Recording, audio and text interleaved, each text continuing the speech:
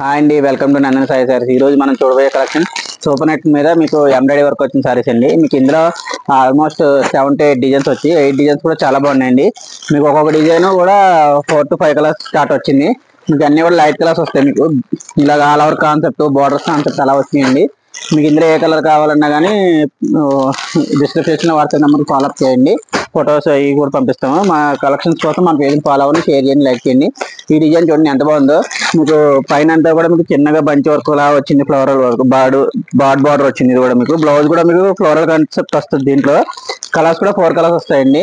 ఇది ఒక డిజైన్, ఇదైతే ఆల్ ఓవర్ డిజైన్. ఇదైతే కనుక బార్డర్ కాన్సెప్ట్, ఇది కూడా స్కర్ట్ బార్డర్ స్టైల్.